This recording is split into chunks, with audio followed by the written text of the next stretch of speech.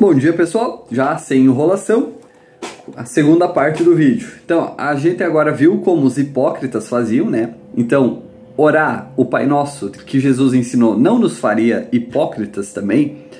Eu vou até adicionar uma coisa que eu vi esses dias, um post católico, que diz que, mas orar de vãs repetições não faria deles coisa também, que estava certo e tal, que Jesus fala isso. Qual é a desculpa que eles dão? Não, porque tu tem que se afundar, tu tem que pensar naquilo. Só que o Pai Nosso, ele não é para ficar toda vez pensando no que pode significar. Ele é para significar uma coisa e deu. Isso é a verdade. A verdade é uma coisa só. Não é o que tu acha que é. E então, o que ela seria? O contrário do que a maioria conhece, essa oração ela não foi ensinada para a gente ficar repetindo e pensar no que ela significa. Ela tem seu significado. A gente é para decorar ela, sim, só que não para recitar. Por que decorar? Para saber os pontos que ela traz. Não faz sentido Jesus condenar vãs repetições e logo nos dar uma oração para repetir. No versículo 9, portanto, orai vós desse modo, desse jeito, não repetindo, mas dessa maneira, nessa estrutura. E essa oração, ela cobre os 7 aspectos da vida. Orar para que o nome de Deus seja santificado, orar para que o reino de Deus venha, orar para que a vontade de Deus seja feita nesse mundo, né? Orar pelo pão diário, o sustento, né? Trabalho, enfim. Orar por perdão para si, para os outros, para perdoar os outros, orar ser livre das tentações e do mal, até que daria para separar em duas, e orar para o reino, glória e poder de Deus ser revelado. Então, agora a gente começa a entrar nesses aspectos, que a gente tem que colocar então em todas as nossas orações. O primeiro aspecto ali, o Pai Nosso que estás no céu, santificado seja o teu nome. Primeira coisa, Jesus se refere a Deus como nosso Pai. Hoje em dia isso não parece algo que a gente dá muita importância no sentido, a gente sabe que Deus é nosso Pai, o que tem? Só que na época, Jesus foi o primeiro a ensinar que Deus era nosso Pai. No Antigo Testamento existem 15 menções sobre Deus ser Pai, só que todas as vezes era sobre Pai da nação de Israel, nunca de cada um individual. Então, os apóstolos começaram a se referir a Deus como Pai também depois disso. Então, hoje, a gente só chama Deus de Pai porque Jesus um dia ensinou isso. Romanos 8,15. Porque não recebestes o espírito de escravidão para outra vez estardes em temor, mas recebestes o espírito de adoção pelo qual clamamos Abba, Pai. Só que Abba significa Pai em aramaico, ou melhor ainda, Abba, numa tradução ainda mais literal, significa, na verdade, papai. Seria algo como pai é o relacionamento e papai é o relacionamento íntimo. Por isso a gente ensina as crianças o papai do céu, para serem íntimas com Deus. Então, não é a tradução de uma palavra, mostrando, tem Abba, tradução, pai. Não, são duas. Abba, papai, sendo papai, e pater, sendo pai. Basicamente, Jesus elevou a oração, que era algo litúrgico, para uma relação íntima com Deus. Elevou a oração de um ser criado, né? No nosso caso, para o seu Criador, para um filho se conectando com o Pai. Então a gente tem que buscar essa relação íntima com Deus para ele ser nosso Abba, nosso papai, não só nosso pater, nosso pai. Né? Então tem que passar tempo com Deus para ele ser íntimo com nós. Segunda parte ainda do primeiro aspecto, então. Agora sim entrando na oração. Santificado seja o teu nome.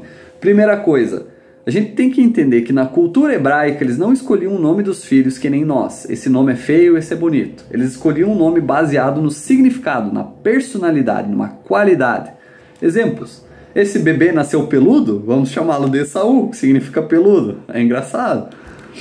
Esse bebê nasceu o pé de seu irmão peludo. Vamos chamá-lo de Jacó, aquele que segura pelo calcanhar. Porque parecia que Jacó estava tentando puxar o irmão dele para poder nascer.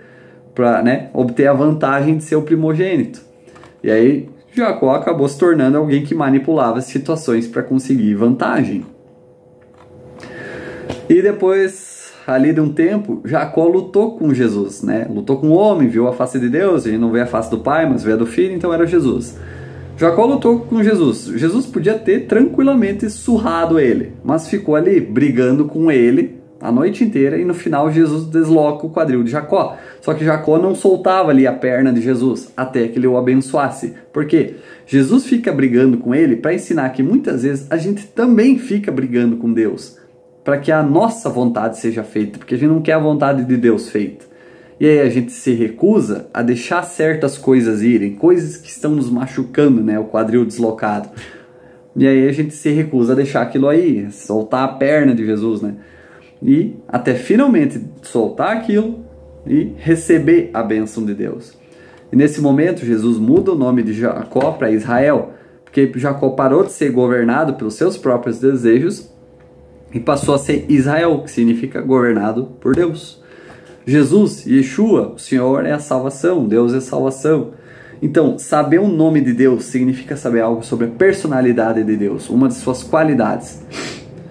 Isaías 52:6 fala: portanto, o meu povo saberá o meu nome, portanto, saberão naquele dia que sou aquele que fala, eis que sou eu. Aqui é Deus falando com Israel, mas por que Deus quer falar, né? Contar sobre o nome? Porque se tu conhece o nome de Deus, você o conhece. Então, por isso ao longo da Bíblia, Deus se refere a si mesmo por vários nomes, para mostrar suas qualidades, suas características. Então, Deus tem dois tipos de nomes. Nomes como Elohim, por exemplo, que significa Deus da terra. São nomes que é um nome que basicamente Deus é Deus da terra para todo mundo. Gentil, judeu, pagão, cristão, ateu, não importa. Ele é o Deus da terra para todos. Só que tem os nomes que começam com Jeová. Esse é os nomes que a gente tem que saber. Porque esse é o nome que mantém o pacto de redenção. Somos né? Que Deus se apresentou aos israelitas, aos seus filhos, ao seu povo escolhido. E a gente faz parte desse povo, dos filhos de Deus, por causa do sacrifício de Jesus. Então vamos aos nomes. Jeová. Acho que nós vamos até botar na tela isso. Jeová Jireh. Bom, ou vai ter até no estudo, né? Pelo menos para os irmãos da igreja no grupo. Jeová Jireh, Deus provê. Jeová Rafá, Deus cura. Jeová Nissi, Deus é minha vitória. Jeová Kadosh, Deus nos santifica. Jeová Shalom, Deus é minha paz. Jeová Rohi, Deus é meu pastor. Jeová Sikenu, Deus é minha justiça. E Jeová Shammah, Deus é presente. Então, a gente, né, cristão, a gente aceita Jesus, começa a fazer parte do pacto de Deus, dos filhos de Deus, dessas promessas. Então, por isso que Jeová é um nome que só cabe aos filhos de Deus, porque só os filhos de Deus têm direito a essas promessas. Deus, Elohim, é Deus para todo mundo, só que Jeová é só para os filhos dele, só promessa para os filhos dele, né? Então, vai dar provisão, vai dar cura, vai dar vitória, né? A gente tá nesse pacto de cura, pacto de vitória. Então, esses nomes Deus nos dá para a gente se apropriar deles, para a gente usar eles. Vou dar um exemplo em como colocar em oração. Aqui vai ser já um exemplo bem mais completo. Digamos que tu precise de cura. Deus, quero te agradecer por tu ser um Deus de cura, o Deus que me cura. Agradecer que a cura faz parte das tuas promessas aos teus filhos. Agradecer que pelas pisaduras, pelas feridas de Jesus fomos curados. Agradeço pelas curas que tive até hoje, pela saúde que tenho. Qualquer mal, qualquer célula no meu corpo que não produza vida, ordeno, Senhor, que seja expulso agora, que morra agora. Espírito Santo, corra por todo o meu corpo, em cada pedaço dele, trazendo cura. E eu recebo isso, porque tu, Deus, tu és Deus de cura, tu és Jeová Rafá, que dos pés à cabeça eu ando em cura, e que em plena saúde eu possa te servir e agradecer por essa cura. Em nome de Jesus que eu agradeço. O amém não está aqui ainda, tá? Isso aqui é 1/7 da oração completa do Pai Nosso. Melhor dizendo, é um uso dos 8 nomes, depois que tu ora todos os 8 nomes, aí sim 1/7 da oração.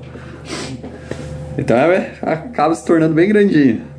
Se tu não tem decorado, lembra desses nomes, anota, porque tu vai precisar orar por todos eles. Deveria, pelo menos, como cristão. Então, deixa anotado. Faz mal dar uma espiada, orar de olho aberto. O que importa é se conectar com Deus. E essa parte, santificado seja teu nome. Santificar significa separar para serviço. Por isso que a gente tem que separar para serviço, separar para uso os nomes de Deus. E eu sempre gosto de começar, uma boa dica é começar pelo Jeová Tsidkenu, Deus é minha justiça. Porque Jesus se tornou nossa justiça, nos tornou justos, nos redimiu com Deus, pagou nossos pecados. Sem essa justiça, a gente não seria filho de Deus, a gente não teria direito a promessas, essas promessas, não valeria de nada para nós, porque a gente não poderia usar. Então, quando Jesus morreu, foi crucificado, sepultado, desceu ao mundo dos mortos, finalmente ressuscitou, a sua nova vida nos deu vida, suas obras nos trouxeram justiça, salvação. Então, é quase sempre uma santa ceia, começando a oração. Jeová Tsidkenu, agradece por isso, pela justiça dele, e depois ora pelo resto. Eu acho que eu vou finalizar por aqui, porque senão vai acabar ficando bem comprido o vídeo. Até facilita para todo mundo pegar bem a oração. Então, Deus abençoe, pessoal. Até o próximo.